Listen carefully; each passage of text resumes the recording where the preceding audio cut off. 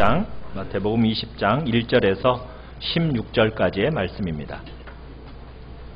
마태복음 20장 1절입니다. 천국은 마치 품꾼을 얻어 포도원에 들여보내려고 이른 아침에 나간 집주인과 같으니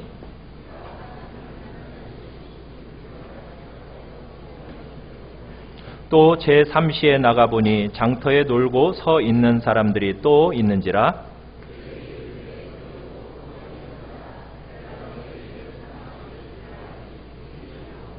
제6시와 제9시에 또 나가 그와 같이 하고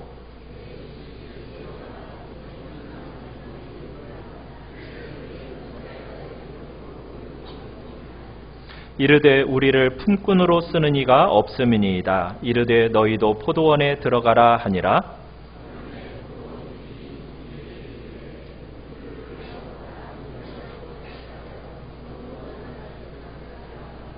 제11시에 온 자들이 와서 한 데나리온씩을 받거늘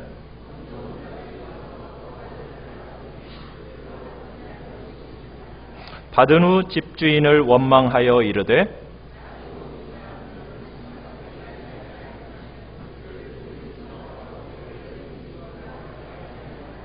주인이 그 중에 한 사람에게 대답하여 이르되 친구여 내가 네게 잘못한 것이 없노라. 내가 나와 한 데나리온의 약속을 하지 아니하였느냐?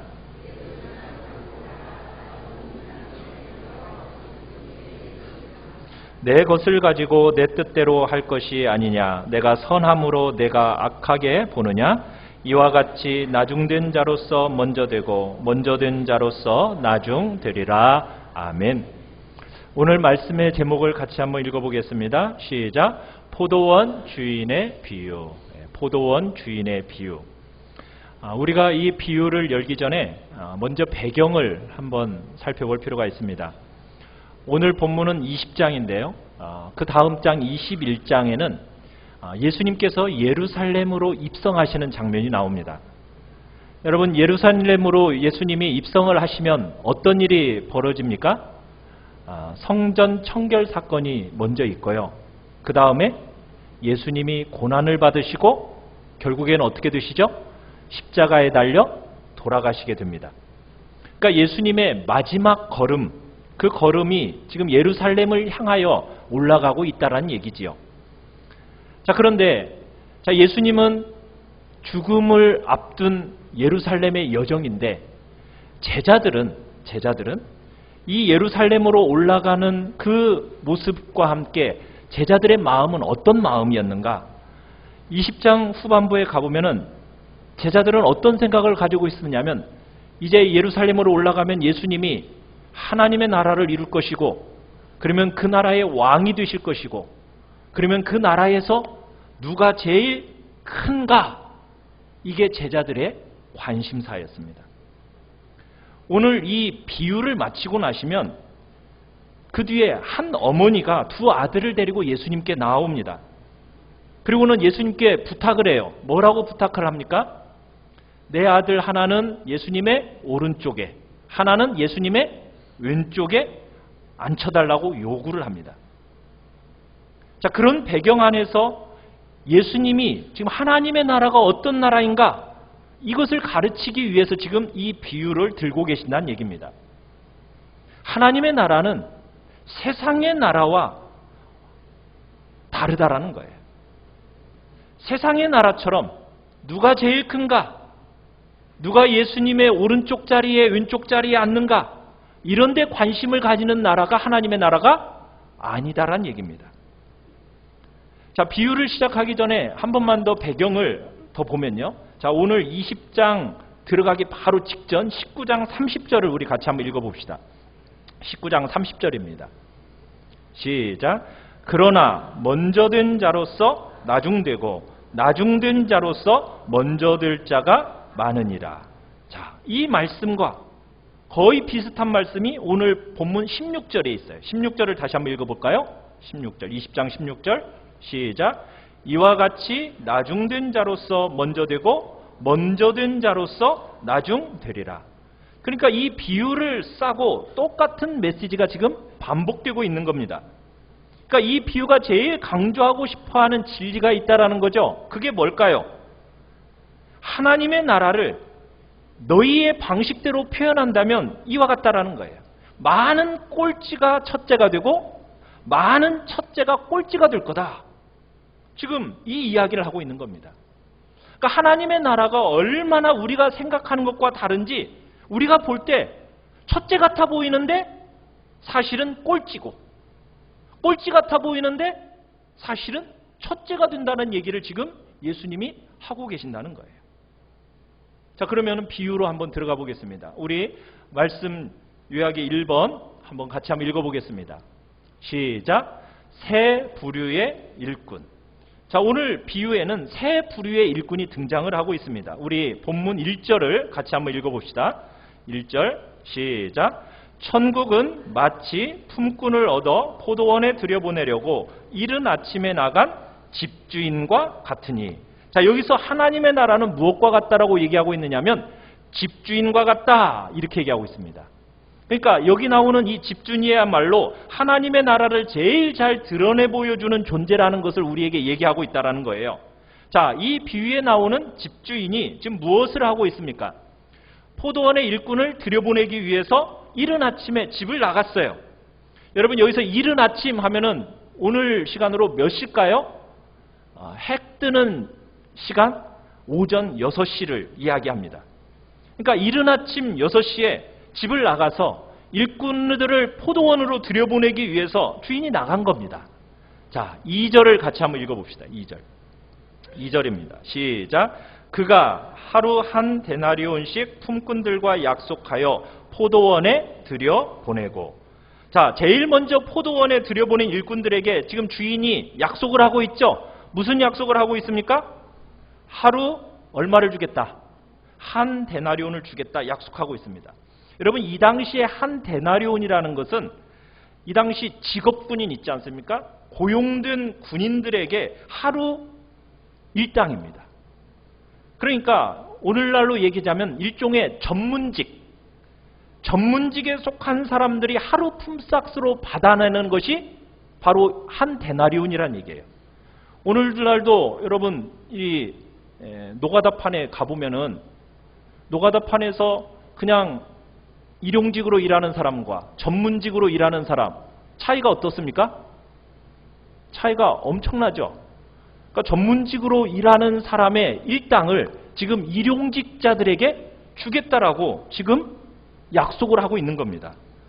여러분, 그러면 일용직 노동자들에게 있어서 이 한 데나리온이라는 것은 박한 임금입니까? 후한 임금입니까? 굉장히 후한 임금이죠. 그러니까 주인이 지금 후한 임금을 약속하고 일꾼을 포도원으로 들여보내고 있다는 얘기입니다. 자, 두 번째 부류의 일꾼들을 한번 볼까요? 우리 3절에서 5절을 같이 한번 읽어보겠습니다. 시작. 또 제3시에 나가보니 장터에 놀고 서 있는 사람들이 또 있는지라 그들에게 이르되 너희도 포도원에 들어가라. 내가 너희에게 상당하게 주리라 하니 그들이 가고 제6시와 제9시에 또 나가 그와 같이 하고. 자, 여기서 그와 같이 하고 라는 것은 무슨 의미입니까? 앞에서 얘기한 것처럼 상당하게 주겠다. 지금 그렇게 일꾼들에게 약속하면서 포도원에 지금 들여보내고 있는 거죠. 자, 첫 번째 무리에게는 얼마를 구체적으로 약속해 줬어요? 한 데나리온이라고 약속해 줬는데 두 번째 무리에게는 얼마를 주겠다? 상당하게 주겠다. 그러니까 주인의 인상을 보니까 이 사람이 후하게 줄 것 같아요. 그래서 그런 기대하는 마음을 가지고 지금 포도원으로 들어가는 겁니다. 자, 그런데 시간대를 보면은 3시, 6시, 9시로 돼 있죠. 이것을 오늘날 우리의 시간으로 하면 몇 시일까요? 9시, 12시, 오후 3시. 그러니까 9시, 12시, 오후 3시 두 번째 그룹의 사람들을 다 데리고 지금 포도원으로 들어가면서 약속을 하는 거예요. 임금을 어떻게 주겠다고? 상당하게 주겠다라는 약속과 함께 포도원으로 들여보냈습니다. 자, 세 번째 부류의 일꾼입니다. 자, 6절에서 7절이죠. 우리 같이 한번 읽어보겠습니다. 시작. 제11시에 나가보니 서 있는 사람들이 또 있는지라 이르되 너희는 어찌하여 종일토록 놀고 여기 서 있느냐 이르되 우리를 품꾼으로 쓰는 이가 없음이니이다. 이르되 너희도 포도원에 들어가라 하니라. 자, 제11시는 몇 시일까요? 오늘날로 얘기하면 그죠, 오후 5시입니다. 유대인들은 해 뜰 때 오전 6시로부터 시작해가지고 해가 질 때 오후 6시까지가 일하는 시간이에요. 보통 일하는 시간이 그렇습니다. 자, 그러면 지금 저녁 5시에, 오후 5시에 지금 일하는 일꾼들은 포도원으로 들어가면은 몇 시간 일하는 거예요? 1시간밖에 일하지 못하는 겁니다. 지금 1시간밖에 일하지 못할 일꾼들을 포도원에 들여보내고 있는 거예요. 자, 그런데 이 사람들에게는 다른 일꾼들에게 하지 않았던 질문을 던지고 있어요. 주인이 뭐라고 질문을 던지고 있습니까? 너희는 어찌하여 하루 종일 여기서 놀고 있느냐? 이렇게 질문을 던졌어요. 그랬더니 이 사람들이 뭐라고 답변을 했어요? 우리를 품꾼으로 쓴 이가 없어서 그렇습니다 하고 답변을 했어요. 여러분, 그렇다면 이 사람들은 어떤 사람들이란 얘기예요? 지금 노동자들, 일용직 노동자들을 데리고 가는데 이 사람들이 쓰고 싶어 했겠어요? 안 쓰고 싶어서 지금 안 데리고 간 거예요? 쓰고 싶지 않은 사람이에요. 체격적으로 왜소해서 힘도 못 쓰게 생겼거나 아니면 좀 장애가 있다거나 아니면은 뭔가 일하기에 여러 불편한 조건을 가진 사람이라고 볼 수가 있다는 얘기입니다. 어쨌거나 일꾼으로 다 불려가는 와중에도 이 사람들은 오후 5시까지 일꾼으로 불러주는 사람이 없었다는 얘기예요. 그런데 이 주인이 나타나서 지금 포도원에 들어가라 하는 겁니다. 자, 그런데 이 앞에 나오는 두 그룹과 이 그룹에 또 차이가 있어요. 어떤 차이가 있느냐? 앞에 사람들 그룹에게는 임금에 대한 이야기를 해줬어요. 맨 처음 사람에게는 한 데나리온이라는 임금이 약속되었고 그 다음 그룹에게는 상당하게 주리라는 약속이 있었는데 이 다음 그룹에게는 임금에 대한 약속이 있어요, 없어요? 없어요. 그죠? 어떤 면에서 보면 일할 수 있는 시간에 있어서나 능력 발휘면에 있어서 너무나 한계가 많기 때문에 얼마를 주겠다 뭐 이런 말을 할 필요도 없는 거죠. 그러니까 세 번째 앞에 있는 두 무리와 다르게 얼마를 줄 건지, 상당하게 줄 건지, 한 데나리온 줄 건지 전혀 언급되지 않고 있습니다. 그리고 그냥 포도원으로 들어가서 일해라. 참 오후 5시까지 아무 일거리도 없었던 사람들에게 그나마도 불러주는 사람이 있다는 것 자체가 감사해서 더 이상 흥정할 이유도 아무것도 따지지 않았던 거죠. 그래서 그냥 주인을 쫓아서 포도원에 들어간 겁니다. 자, 두 번째 2번을 같이 한번 읽어보겠습니다. 2번입니다. 시작. 일하는 것과 관계없이 풍성한 선물을 넘치게 주는 나라. 자, 이 비유의 핵심이 이제부터예요. 자, 세 부류의 일꾼이 포도원에 들어가서 일을 했는데, 자, 8절을 같이 한번 읽어볼까요? 8절. 시작. 점을 매 포도원 주인이 청지기에게 이르되 품꾼들을 불러 나중 온 자로부터 시작하여 먼저 온 자까지 싹쓸 주라 하니. 여러분, 보통 일반적으로 일용직 노동자들에게 싹쓸 줄 때 누구에게 먼저 제일 줘야 마땅합니까? 그렇죠. 제일 먼저 온 사람이 고생도 제일 많이 했으니까 임금을 딱 줘서 기쁨을 누리도록 해주는 것이 마땅한 거 아니겠어요? 그러니까 이 당시에 일반적인 관례도 마찬가지예요. 제일 먼저 온 사람에게 제일 먼저 임금을 주는 것이 일반적인 관례였다고요. 자, 그런데 오늘 본문에서는 누구에게 제일 먼저 임금을 주고 있죠?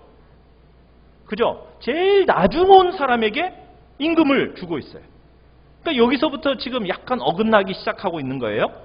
자, 그러더니 자 9절에서 12절까지 우리 같이 한번 읽어봅시다. 시작. 제11시에 온 자들이 와서 한 데나리온씩을 받거늘 먼저 온 자들이 와서 더 받을 줄 알았더니 그들도 한 데나리온씩 받은지라. 받은 후 집주인을 원망하여 이르되 나중 온 이 사람들은 1시간밖에 일하지 아니하였거늘 그들을 종일 수고하며 더위를 견딘 우리와 같게 하였나이다. 참 우리에게 불편한 주제예요. 11시에 온 사람이 얼마를 받았어요? 한 데나리온을 받았어요. 자, 그러니까 먼저 온 사람들이 기대하겠어요? 안 하겠어요? 기대가 있겠죠. 무슨 기대? 이른 아침에 온 사람들은 최소한 10시간 이상을 지금 일했단 말이에요. 그런데 1시간 일한 사람이 얼마 받았어요? 한 데나리온을 받았어요. 자, 그러니까 이 사람들의 마음속에 10시간 이상 일한 사람들의 마음속에 기대가 막 있겠죠. 아마 그런 마음이었을까. 하나님, 저는 그렇게 욕심 많지 않아요. 아, 저 사람, 내가 저 사람보다 10배나 더 많이 일했는데 제가 뭐 10데나리온까지는 기대는 안 하고 그나마 저 사람도 한 데나리온 받는데 뭐 한 데나리온 이상은 저한테 주겠죠? 이런 마음으로 아마 기대했을 거예요. 그러니까 모든 나머지 사람들이, 일꾼들이 더 받을 거라는 기대를 가지고 지금 주인 앞에 나아갔는데 얼마가 주어졌어요? 얼마요?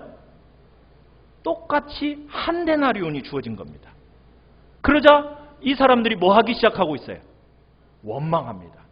불평합니다. 아니, 이 사람들은 1시간만 일했고 나는 10시간 일했는데 뭐 이런 말은 안 했어요. 그렇지만 나는 어때요?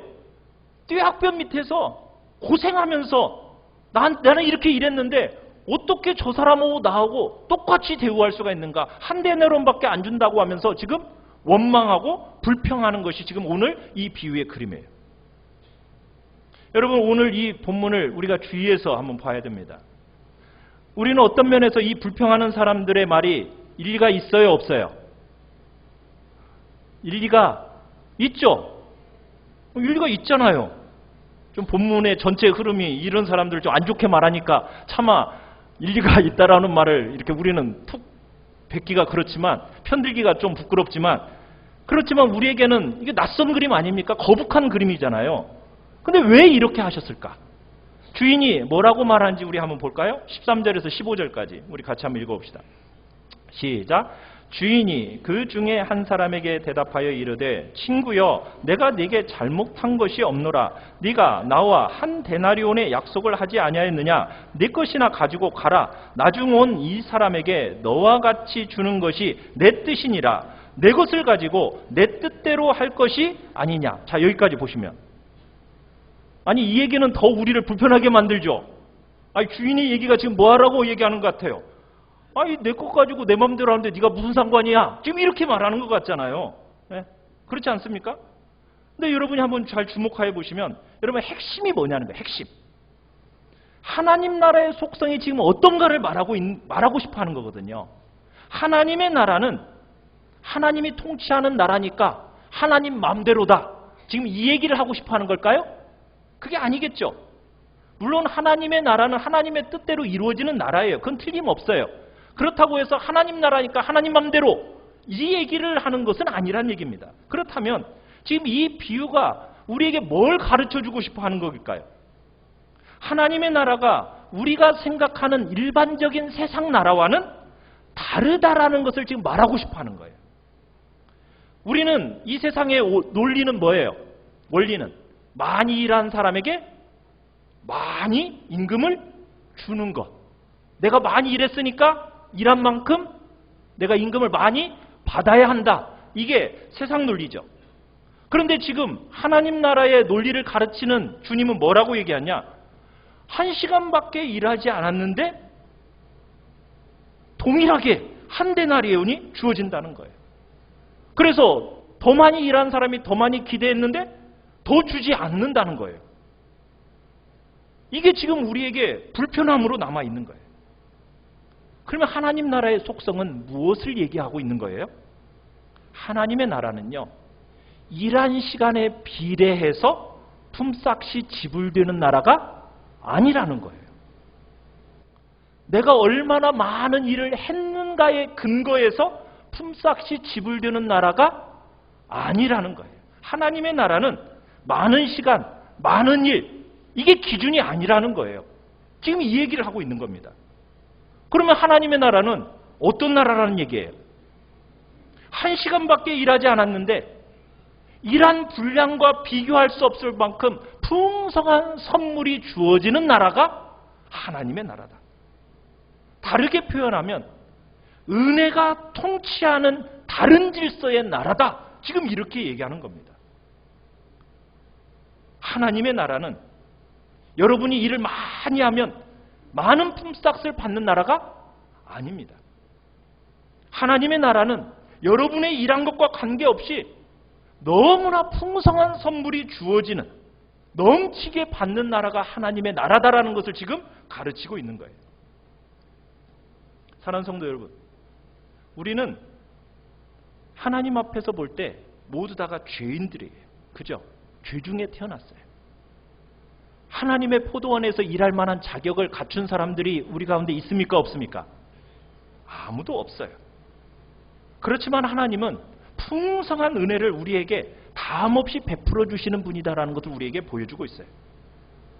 우리가 땀 흘려서 몇 시간을 일했는가, 내가 얼마나 고생스럽게 일했는가, 이걸 근거로 해서 싹쓸 받는 나라가 아니라는 거예요. 하나님의 나라는 죄인으로서 아무 자격도 없는 사람을 일터로 불러가지고 정말 일할 수 있는 기회를 주시는 나라, 그리고 그 일터에서 언제 와서 어느 만큼 수고했는가 그것에 상관없이, 아무 관계없이 아버지의 넘치는 사랑과 은혜와 복됨이 풍성하게 허락되는 나라가 하나님의 나라다라는 것을 지금 우리에게 가르치고 있는 거예요. 자, 세 번째를 같이 한번 읽읍시다. 3번. 시작. 주인의 많은 희생에 근거하여 풍성한 선물이 나누어지는 나라. 자, 우리가 이 비유의 핵심을 살려내려면 한 번 더 주의해서 봐야 되는데, 자, 세 부류의 일꾼 중에요, 어떤 한 사람이라도 받아야 할 정당한 몫을 받지 않은 사람이 있어요? 없어요? 지금 불평이 막 원망이 쏟아지고는 이 포도원 밭에서 지금 일꾼들 중에 받아야 할 정당한 몫을 받지 못해서 지금 불평하고 원망하는 사람이 있습니까? 없습니까? 없어요. 전부 다 얼마 받았어요? 한 데나리온 받았잖아요. 받아야 할 정당한 목 다 받았어요. 왜요? 처음 들어갔을 때 계약에 사인했잖아요. 뭐라고? 하루 동안 일하면 얼마 주겠다고? 한 데나리온 주겠다고. 그러니까 정당한 몫을 받은 거예요. 그러면 왜 이렇게 불평하고 원망해요? 하나님의 나라가 뭔지를 모르니까 지금 불평하고 원망하는 거죠. 정당한 몫을 안 받아서 불평하고 원망하는 게 아니에요. 우리가 이거 눈여겨봐야 됩니다. 자, 그러면 누가 손해봤습니까? 누가 손해봤어요? 주인이 손해봤죠. 그죠? 주인이 손해봤죠. 여기 손해본 일꾼이 있어요? 없어요? 없어요. 손해보고 희생한 사람은 누구예요? 유일하게 주인뿐이에요. 그래서 하나님의 나라는 누구와 같다? 주인과 같다라고 지금 말하고 있는 거예요. 일꾼들 중에 손해보고 희생당한 인물이 있어요? 없어요? 아무도 없어요. 손해보고 희생한 사람은 주인밖에 없는 겁니다. 주인이 지금 불평하고 원망하는 종들을 향해서 15절에 주인이 뭐라고 얘기하고 있습니까? 15절 같이 한번 읽어볼까요? 시작. 내 것을 가지고 내 뜻대로 할 것이 아니냐? 내가 선함으로 네가 악하게 보느냐? 주인은 어떤 분이시라고요? 선하신 분이에요. 선하신 분. 여러분 14절에 나오는 것처럼 나중 온 이 사람에게 너와 같이 주는 것이 내 뜻이다. 1시간밖에 일하지 않는 일꾼들에게 넘치도록 풍성하게 하루를 일한 품삯, 일꾼의 싹을 주는 것이 누구의 뜻이다? 주인의 뜻이라는 거예요. 결국 여기서 무엇 때문에 이런 일들이 일어나고 있는 겁니까? 주인의 선하심 때문에. 주인이 일한 종들을 향한 사랑 때문에. 주인의 말할 수 없는 긍휼과 자비, 은혜 때문에 지금 이런 일들이 일어나고 있는 거예요. 희생하고 손해본 사람은 누구고요? 주인이에요. 일꾼들 중에는 손해본 사람은 없어요. 일꾼들에게 일한 것보다도 더 풍성하게 많이 주고 있는 것은 주인입니다. 그들이 일한 정당한 목, 그것과 비교할 수 없는 많은 것들을 지금 공급하고 있는 것. 어떻게 보면 주인 한 분의 희생과 손해에 근거해서 지금 이 놀라운 일들이 지금 일어나고 있을 뿐이라는 거예요. 사랑하는 성도 여러분, 우리가 이 땅을 살아가는 동안 우리는 하나님께서 포기하지 않으시고 죄인된 우리들을 어떻게 하셨습니까? 택하여 불러주셨습니다. 그뿐만 아니라 어떻게 하셨어요? 자신의 아들을 비천한 자리에까지 내어주셨고, 내어주셨을 뿐만 아니라 십자가에 죽도록 죽기까지 주님께서는 희생하셨어요. 그 대가 지불을 아까워하지 않으셨습니다. 주저하지 않으셨습니다. 우리를 위해서 당신이 손해를 보시고 당신이 희생하셨어요. 하나님 아버지의 그 수많은 고통과 아픔을 친히 당신이 받으심으로 아무 자격도 없는 우리를 아버지 하나님의 포도원 일꾼으로 우리를 부르고 계시는 겁니다. 이게 하나님의 나라입니다. 어떤 자격도 없는 자들도 그 나라를 위해서 일할 수 있도록 자리를 만들어 주시는 거예요. 일한 분량과 상관없이 또한 하나님은 풍성한 상급을 마치 우리가 무슨 공로라도 세운 것처럼 우리에게 주시는 것을 너무나 기뻐하시는 분이 또한 하나님이십니다. 한 사람이라도 늦어서 자리를 갖지 못하는 사람 없습니다. 아무리 늦은 자라 할지라도요, 와서 포도원에 일할 수 있도록 하시는 거예요. 새벽 6시에 왔든 오후 5시에 왔든 그건 일한 일꾼들의 시간을 전혀 고려하지 않으십니다. 아무리 늦어도 늦었다고 내치는 법이 없습니다. 다 받아서 일할 자리를 주시는 거예요. 장애가 있어도 상관없습니다. 재능이 모자라도 상관없습니다. 체구가 작아서 남들이 쓰지 않아도 아무 관계없습니다. 주인은 포도원에 그 사람을 불러서 일하도록 자리를 배려해 주실 뿐만 아니라 일하고 나면요, 작은 시간밖에 일하지 않았고 했다고 하는 일이 별 볼 일 없어 보인다 할지라도 주님은 어떻게 우리를 대우해 주신다고요? 마치 하루를 다 일한 사람처럼 그 일한 싹을 풍성하게 제공해 주시는 분이 누구이시다라고요? 하나님이시다라는 것을 우리에게 말씀하고 있는 거예요. 그게 하나님의 나라입니다. 우리는 죄인이고 우리는 어떤 자격도 구비하지 못한 자들입니다. 그러나 주인이신 그분이 많은 대가를 지불하셨기 때문에 너무나 다함이 없는 그 은택과 은혜를 우리가 더디보면서 이 땅을 살도록 복 주시는 나라를 우리가 받은 거예요. 쌓은 공로, 여러분 스스로가 만들어낸 자격, 이것에 의해서 여러분 배분되어지는 나라가 아닙니다. 하나님의 은혜와 하나님의 그 많은 희생의 근거에서 넘치도록 풍성하게 선물들이 값없이 나누어지는 나라. 그 나라가 어느 나라라고요? 하나님의 나라라는 거예요.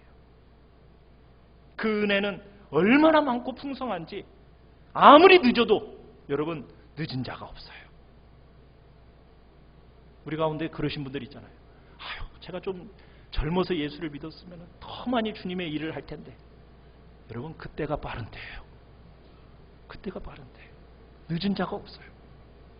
아무리 악한 자라도 용서받지 못할 자 없어요. 누가 손해보고 이 모든 일들을 하신다고요? 주인이 손해보시고 주인이 희생하심으로 얼마나 큰지, 그것이 얼마나 희생과 그 손해가 큰지 한 사람도 그 자리에 이르지 못할 자가 없도록 우리에게 베풀어지는 은택의 나라. 그 나라가 어느 나라입니까? 하나님의 나라입니다. 네 번째 같이 한번 읽어보겠습니다. 4번 시작. 주인의 마음에 감사해서 내가 일한 것을 잊어버리는 나라. 자, 이 비유를 주님이 드시면서 우리가 뭘 지금 살펴보기를 원하시느냐? 네가 과연 하나님 나라의 백성 같은 모습을 가지고 살아가고 있는가? 이것을 비추어 보라는 거예요. 여러분, 이 20장의 비유가 주어지는 배경은 19장이에요. 19장에 중요한 인물 둘이 나와요. 어떤 인물이 나오냐? 첫 번째는 부자 청년 관원이 나와요. 여러분, 이 당시 유대 땅에서는요, 부자 청년 관원이다라고 하면요, 제일 성공한 대표적인 인물입니다. 젊은 나이에 부자가 됐어요. 거기다가 공직자예요. 관원이에요. 그래서 유대인들은 젊은 부자 청년 관원을 보면서 뭐라고 얘기하냐? 야, 정말 하나님의 복을 받은 사람이야. 모든 사람들이 이구동성으로 얘기하는 내용이에요. 그런데다가 그 청년 관원이 예수님을 찾아왔어요. 그래서 예수님께 질문을 던집니다. 뭐라고 질문을 던졌죠? 예수님, 제가 어떻게 하여야, 선생님 어떻게 해야 제가 영생을 얻을 수 있어요? 야, 질문도 진짜 예쁜 질문하죠. 얼마나 건전하고 좋은 질문이에요. 어떻게 보면 모든 면에서 이 완벽한 청년에게 주님은 여러 말씀을 해주십니다. 그러다가 마지막에 뭐라고 얘기를 하냐면, 네가 가지고 있는 걸 다 팔아서 이웃들에게 나눠주고 나를 따르라. 그리하면 영생을 얻을 것이다. 이렇게 말씀을 하셔요. 자, 그러자 이 청년이 어떻게 하고 갔습니까? 슬픈 기색을 띠고 돌아갔다라고 얘기하고 있어요. 자, 그 슬퍼하며 따라가는 청년을 보시면서 예수님께서 말씀을 하셨어요. 제자들에게 뭐라고 말씀하셨죠? 부자가 천국에 들어가는 것이 얼마나 어려운지, 낙타가 어디에 들어가는 것, 바늘귀를 통과하는 것보다 더 어렵다, 이렇게 말씀하고 계시는 거예요. 여러분, 이 이야기를 딱 들었을 때 이 당시 유대인들은요 뒤집어졌어요. 왜냐하면 자기들이 생각하는 이 전형적인 사고를 완전히 뒤집어 놓은 얘기거든요. 왜냐하면 유대인들은 부자, 관원, 거기다 젊기까지 해? 그러면 이 사람 정말 하나님의 복을 받은 사람이야. 그런데 이 사람이 영생에 대한 고민까지 하면서 몸부림을 치고 살고 있어? 그러면 이 사람은 하나님의 최고의 축복을 받았고 하나님 나라에 들어가는 것은 따놓은 당상이라고 생각한 것이 바로 이 당시의 사람들의 생각이에요. 믿고 있었단 말이에요. 그런데 예수님이 지금 부자에게 천국에 들어가는 것이 얼마나 어렵다고요? 낙타가 바늘귀에 들어가는 것보다도 더 어렵다라고 이렇게 말씀하고 계시니까 지금 모든 유대인들이 놀라는 거예요. 사랑하는 성도 여러분, 이 땅을 살아가면서 남들보다 좀 돈이 많다고 해가지고 그래, 나는 하나님께 복받은, 나는 좀 남다른 존재야, 좀 나는 뭔가를 이루었어 하면서 여러분이 뭔가를 의지하고 뭔가를 주장하고 뭔가 말할 거리가 있다, 여러분 이렇게 말하는 사람은요 천국에 들어가는 것이 낙타가 바늘길을 통과하는 것보다 더 어렵다라고 지금 주님이 말씀하시는 거예요. 그러자 이 제자들이 깜짝 놀랐어요. 깜짝 놀래가지고 예수님께 질문을 던져요. 베드로가 이런 질문을 던집니다. 뭐라고 던지냐면, 주님, 그러면 우리가 모든 것을 버리고 주님을 따랐잖아요. 근데 우리는 뭘 얻을 수 있습니까? 라고 질문을 던져요. 그러자 주님이 뭐라고 얘기하시냐면, 나와 하나님의 나라를 위해서 부모와 집과 전토와 형제와 자매를 버린 자마다 여러 배를 받고 영생에 이르지 못할 자가 없다. 그러나 하면서 30절을 말씀하신 거예요. 19장 30절에. 많은 첫째들이 꼴찌가 될 것이고 많은 꼴찌들이 첫째가 되는 일이 있을 것이다. 이렇게 말씀하시는 거예요. 여러분, 이 비유와 이 교훈이 이해가 되세요? 이해가 잘 안 되잖아요. 한 번 더 묶어서 설명을 해보면, 주님이 지금 무슨 말씀을 하고 싶어 하시는 거냐? 너희들이 믿음으로 살다가 정말 수고와 많은 눈물과 많은 희생을 감당하게 될 때 하나님께서 분명하게 약속하시는 게 뭐예요? 절대로 그 상 잃어요, 안 잃어요? 잃지 않을 거래요. 하나님이 여러 배를 주실 거래요. 영생까지 받지 못할 자가 없대요. 틀림없이 하나님이 그 수고와 눈물과 희생을 보고 계신다는 거예요. 기억하신다는 거예요. 그런데 거기다가 덧붙이는 말이 뭐예요? 먼저 된 자로서 나중되고 나중된 자로서 먼저 될 자가 많다. 많은 첫째로서 꼴찌가 자리에 있고 많은 꼴찌로서 첫째 자리에 있는다. 이게 도대체 뭐라는 얘기일까? 지금 이 비유의 근거에서 여러분의 신앙적인 상태가 어떤가, 지금 어떤 자리에 있는가, 지금 이것을 가지고 보라는 거예요. 틀림없이 상급을 잊지 않아요. 베드로처럼 다 버리고 정말 주님을 따르면은 주님이 말씀하신 대로 정말 다 상급을 잃지 않을 거예요. 그런데 나중된 자로서 먼저 되고 먼저 된 자로서 나중될 거다. 하나님 나라가 많은 일을 했다고 하는데 자기가 한 것으로 헤아리는 나라가 아니라는 거예요. 기억하는 나라가 아니라는 거예요. 이렇게 말하면 마치 무슨 얘기냐면, 혹시나 이렇게 생각할지도 모르겠어요. 하나님 나라는 일 안 하고 뺀질뺀질하게 놀다가 막판에 예수 믿고 딱 천국에 들어가면 그런 사람들만 모여있는 나라인가? 그런 얘기를 하는 게 아니겠죠. 하나님의 나라는 많은 일을 하는데 그 일을 하고도 자기가 일한 것을 기억하고 헤아리는 나라가 아니라는 얘기를 하고 있는 거예요. 내가 이렇게 주님을 헌신했습니다. 제가 이런 봉사를 했습니다. 제가 이만큼 얼마나 많은 시간을 하나님을 투자한지 아십니까? 이런 것들을 기억하는 나라, 헤아리는 나라가 아니라는 얘기예요.